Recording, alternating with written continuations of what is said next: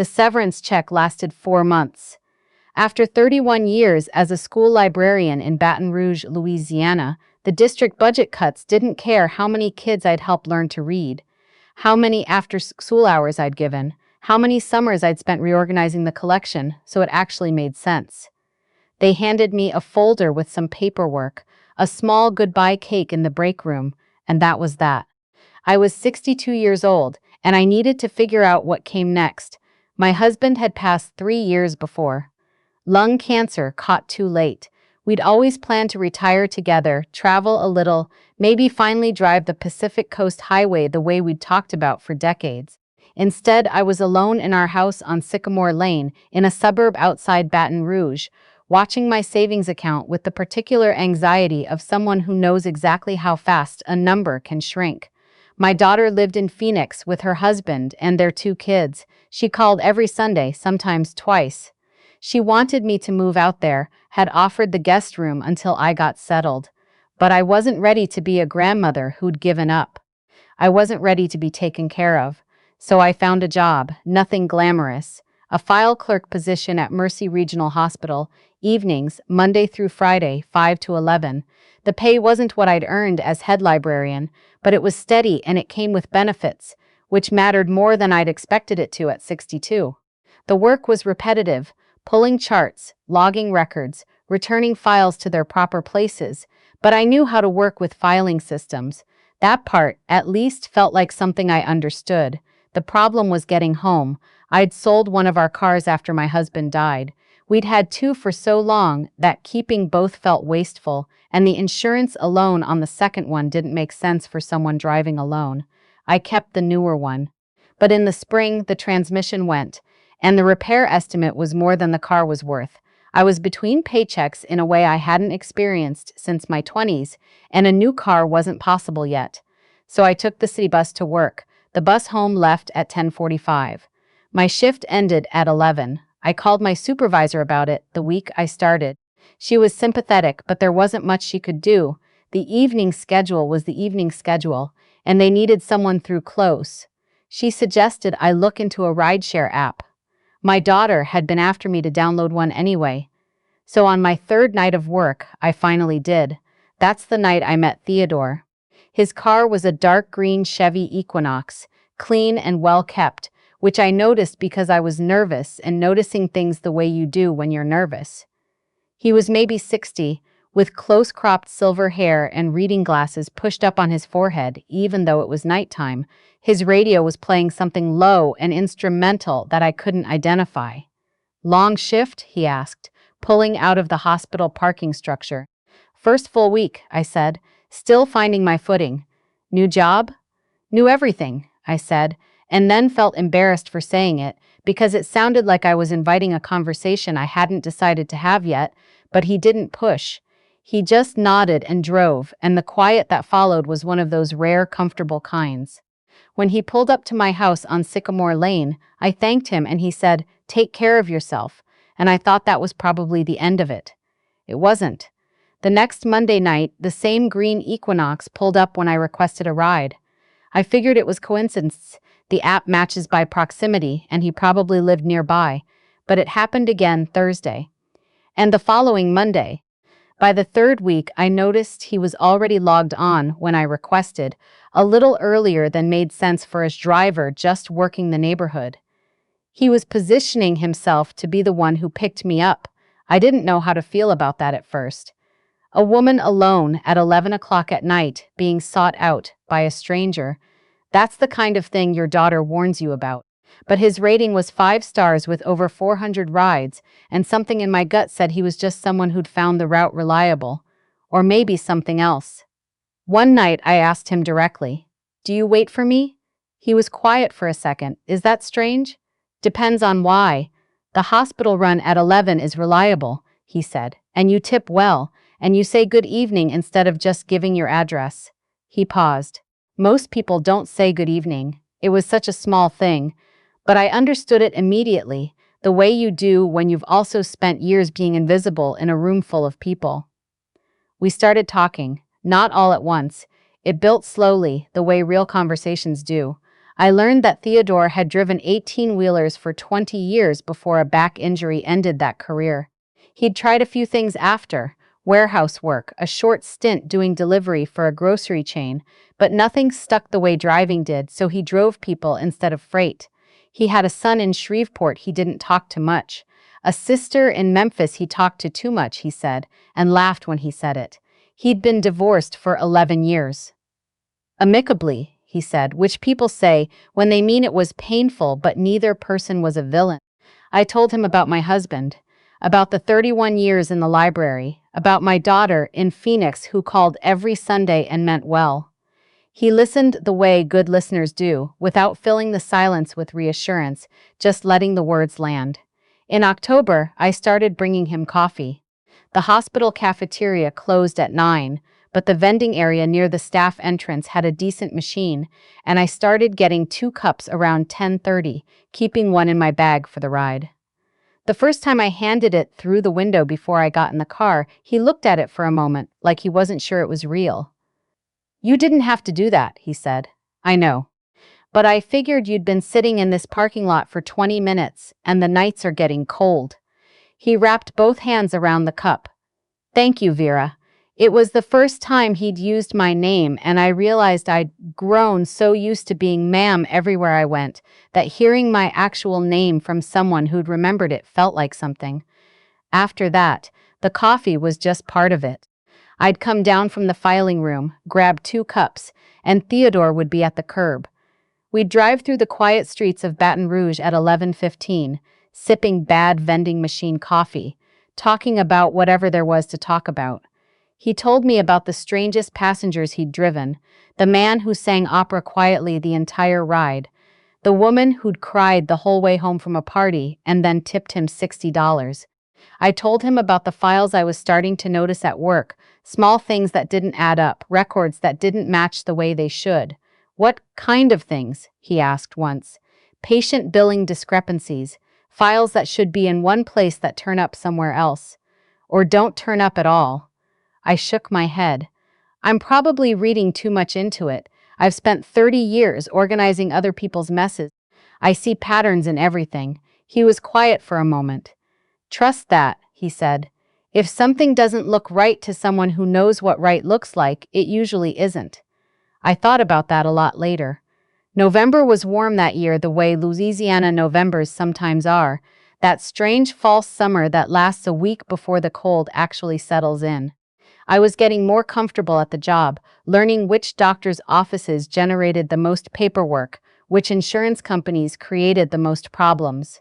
I was also getting more uncomfortable with what I was seeing in certain files: elderly patients, Medicaid recipients, people on fixed incomes who wouldn't be tracking their own billing statements carefully, charges for procedures with no corresponding physician SOS, dates that didn't match visit records. Not everywhere, and not all the time, but in clusters, in patterns, in the specific quiet way that someone covering tracks tries to look like randomness. I mentioned it to my supervisor, a practical woman named Ms. Hutchins, who wore the same style of cardigan in different colors every single day. She took it seriously. She pulled the files I flagged and said she'd look into it. She told me not to discuss it with anyone else in the building until she'd had a chance to review. I didn't. But I started keeping my own notes. Old librarian habit: if you see a discrepancy in a catalog, you document it before you try to fix it. I kept a small notebook in my bag and wrote down file numbers, dates, the specific nature of each thing I noticed. Nothing proprietary, just my own observations to help me organize my thinking. I didn't know anyone was watching me do it. The first Tuesday in December, I came down to the staff exit at 10:55 and Theodore wasn't at the curb. I waited, checked the app. He'd accepted my request, was showing 2 minutes away. When he pulled up, he didn't greet me the way he usually did. His jaw was tight. His hands on the wheel were too deliberate. "Is everything all right?" I asked. "I need to tell you something," he said. "And I need you to hear all of it before you respond." He pulled away from the hospital and drove for 30 seconds without speaking. Then, "The man who works the maintenance shift in your building, older guy, heavy-set, drives a gray pickup truck, parks in the side lot near the generator." I didn't know his name. I'd seen him occasionally, the way you see the same face in a building without it registering as a person. A cart, a uniform, a figure in a hallway. I drove him 2 weeks ago, Theodore said, and again last Saturday. Both times he was on his phone. Both times he got loud enough that I caught what he was saying even when I was trying not to listen. He exhaled. He mentioned the billing department. He mentioned someone on the evening shift who was writing things down, he said. Theodore paused. He said she needs to disappear before she talks to anyone that matters. The words hit me wrong, like when you reach for a step that isn't there. She needs to disappear, I repeated. Those were his words. He could have meant Vera. Theodore's voice was quiet and certain. He's picked up 2 more times since then. I've been keeping track. Logging the times, what he said. Last Friday, he said he knew your car was in the shop, that you were riding home alone every night, that the street you lived on was quiet. He glanced at me in the mirror. He knows your address. I thought I was going to be sick. How does he know my address? I don't know. But Vera, tonight, I drove past Sycamore Lane before I came to pick you up. There was a gray pickup truck parked 2 houses down from yours. Lights off, engine on. Neither of us spoke for a long moment. I'm not taking you home, Theodore said. Not tonight. Tell me where you want to go, and I'll take you there, but it isn't going to be Sycamore Lane.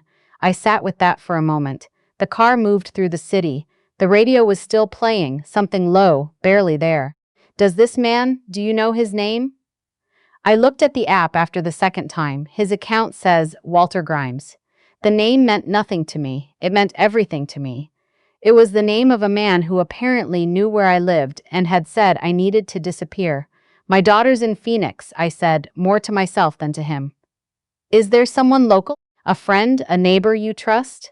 There was my neighbor 2 doors down, a retired school teacher who had a spare key to my house for emergencies. But I wasn't going to put her in the middle of something I didn't fully understand yet. A hotel, I said. Take me to a hotel. And then I think we need to go to the police. I think we need to go to the police first, Theodore said. Tonight, Vera, not tomorrow morning. He was right. I knew he was right the way you know things in your body before you can explain them in words. The Baton Rouge Police Department at midnight on a Tuesday is quieter than you'd expect. A desk officer. Fluorescent lights, the smell of burnt coffee from somewhere in the back. A young officer named Davies took our initial statement while an older detective, a tired-looking man who introduced himself as Detective Archambault, stood nearby and started paying closer attention the longer we talked. Theodore had his phone out. He'd been keeping notes the same way I had, times, dates, the approximate language from each conversation he'd overheard. 4 rides total. 4 entries in a notes app he'd started keeping after the second time. You recorded any of this? The detective asked. No, sir. I didn't have cause at first. By the time I did, I wasn't sure of the legality. Theodore paused. I have the documentation, though, and I have my ride logs, which show every pickup and drop-off with timestamps. That puts me in the same car as Walter Grimes on all 4 occasions. The detective looked at me. And you mentioned discrepancies in patient files? I explained what I'd been seeing, the Medicaid billing patterns, the mismatch between visit records and procedure charges, the files that had gone missing from where they should have been. I told him about my notebook, still in my bag with every file number I'd flagged. His expression shifted. Mrs. Vera, he said slowly, do you know what Walter Grimes did before he worked maintenance at Mercy Regional? I didn't. He was a billing coder, Detective Archambault said. At a different hospital system in Shreveport, he resigned 2 years before Mercy hired him for maintenance. A pause. There were allegations at the previous job, nothing formally charged, but the file exists. The room got very still. He knows what he's doing, I said. He's not just a maintenance worker who happened to stumble onto this. He's been doing this deliberately, from the inside, using maintenance access to get to record storage after hours. And you, the younger officer said, were documenting exactly the kind of pattern that would expose him. I didn't even know he existed, I said. I didn't know his name until 20 minutes ago. But it didn't matter what I knew. It mattered what he believed I knew. They kept us there for 2 hours. A second detective came in. Someone made calls. At 2 in the morning, Detective Archambault came back into the room and said there was enough to request a search warrant for Walter Grimes's home address and a secondary location he'd listed on his employment file, a storage unit on the east side of the city. He looked at me with the particular expression of someone delivering news that will take time to absorb. "You're not going home tonight," he said. "We'll arrange for a patrol to swing past Sycamore Lane, but until we know more about what we're dealing with and who else might be involved, I'd like you somewhere we can account for you." Who else might be involved? I thought about the phone calls Theodore had overheard. The way Walter Grimes had always been arguing with someone, never talking to himself. I thought about how a billing fraud scheme across multiple hospitals required more than one person. Someone to submit claims, someone to receive payments, someone to handle the paperwork on both ends. "He wasn't working alone," I said. "That's what we're trying to determine," the detective said. Theodore drove me to the extended stay on Airline Highway and waited while I checked in. He walked me to the elevator. Before the doors closed, I said, "How long have you been keeping those notes?" "Really?" He thought about it. After the second ride, when he mentioned the billing department. "That's when I knew it wasn't just drunk talk. You could have told me sooner. I wasn't sure it would be believed. I wasn't sure I believed it entirely." He looked at me steadily. "I'm sure now." The doors closed and I went up to a room with beige walls and a view of the parking lot, and I sat on the edge of the bed for a long time without doing anything at all. I called my daughter at what was, in Phoenix, 11:30 at night. And when she answered on the second ring, I could hear from her voice that she'd been awake anyway, probably up with the younger one. I told her everything.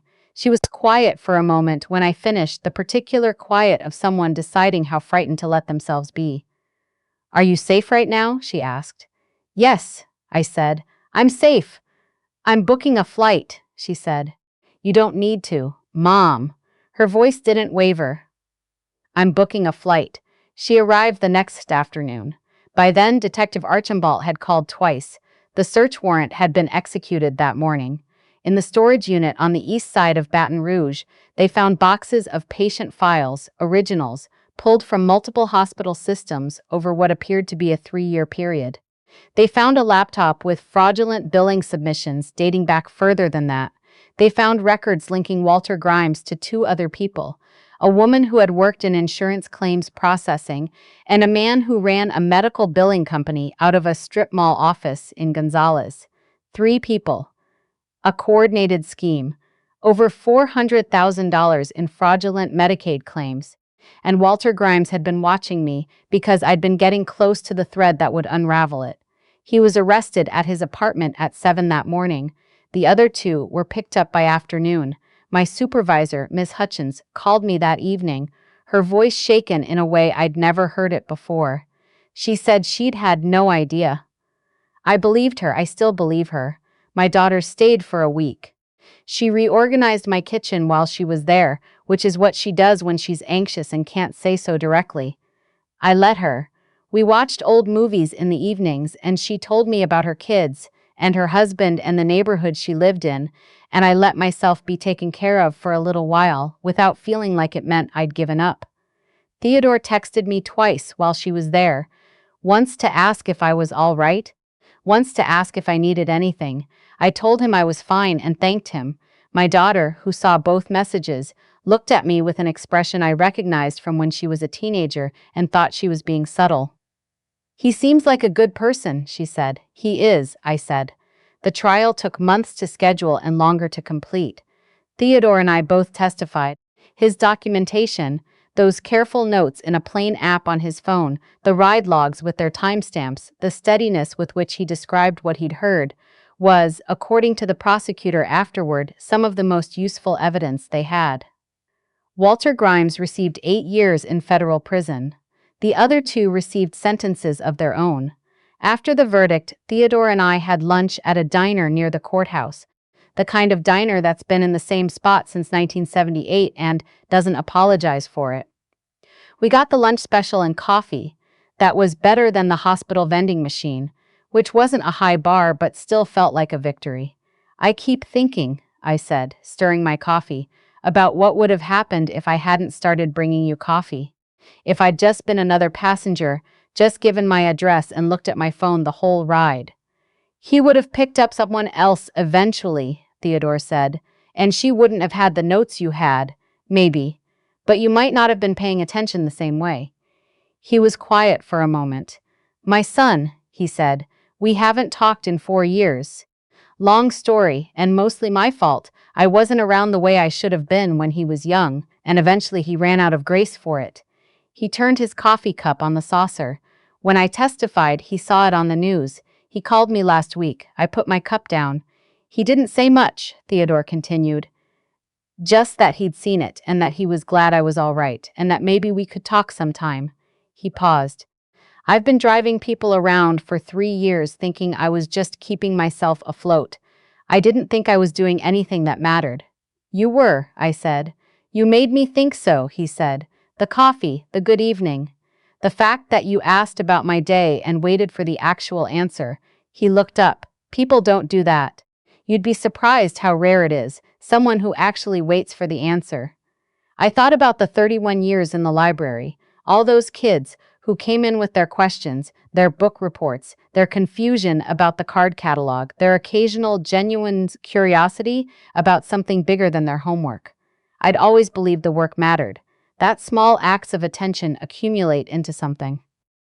I know, Icy said. I've spent my whole career waiting for the answer.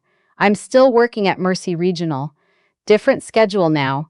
They moved me to days after everything came out, which I suspect was as much about keeping an eye on me as about my comfort, but I don't mind. The work is the same. Files, records, the particular satisfaction of putting things where they belong. I bought a used car in February. A practical thing, good gas mileage, nothing fancy. I drive myself to work now, but on the first Tuesday of every month, Theodore and I have dinner. We found a rotating list of places. A Vietnamese restaurant on the north side, a barbecue spot my husband used to like, a Mexican place my daughter recommended when she visited. We take turns picking. The rule is it has to be somewhere neither of us has been before, which has turned into a small adventure in a city I thought I knew completely. Last month, his son drove down from Shreveport and joined us. 34 years old, quiet like his father, with the same way of listening without filling in the silences. We had gumbo and bread pudding, and Theodore told the story of the night he drove past Sycamore Lane and saw the gray pickup truck idling with its lights off. His son listened to the whole thing without interrupting. At the end, he said, "You did good, Dad." I watched Theodore receive those words, watched him try not to show how much they meant to him, and fail completely at it. There's a new filing clerk in my department now. Started 3 weeks ago, fresh out of community college, nervous about everything the way young people are when they're trying very hard not to show it. I noticed her on her second day, standing in the break room staring at the coffee machine like it was written in a foreign language. I showed her how it worked, got her a cup, sat with her for 10 minutes and told her the filing system would start to make sense by the end of her first month. She said thank you in the way people say it when they really mean it, when the kindness caught them off guard. I know that feeling now from both sides. I know what it means to have someone see you when you expected to be invisible. I know what a cup of coffee at 11 o'clock at night can mean to a person who's been driving strangers around for 12 hours and hasn't had anyone ask his name. I know that paying attention, really paying attention to the people around you, to the things that don't quite add up, to the face in the rearview mirror, is not a small thing. It is not a small thing at all. We spend so much time looking past each other, through each other, around each other. We're tired and distracted, and everyone is fighting something the rest of us can't see. But occasionally, if you slow down enough, if you say good evening and mean it, if you hand someone a cup of bad vending machine coffee through a car window in December and ask how their day was and then wait, actually wait, for the answer, something shifts. Not always. Not in any reliable way you can count on or plan for. But sometimes that small shift is the thing that keeps you safe. Sometimes it's the thing that brings a father and his son back to the same table after 4 years. Sometimes it's both at once, and you don't even realize it until you're sitting in a diner near a courthouse with a man who kept notes in his phone because you'd made him feel like the kind of person worth keeping notes for. Be kind, not because it will save you, though sometimes it will. Not because good things will come back to you, though sometimes they do. Be kind because the person in front of you is carrying something heavy and invisible, and a moment of genuine attention costs you almost nothing and means more than you will ever know.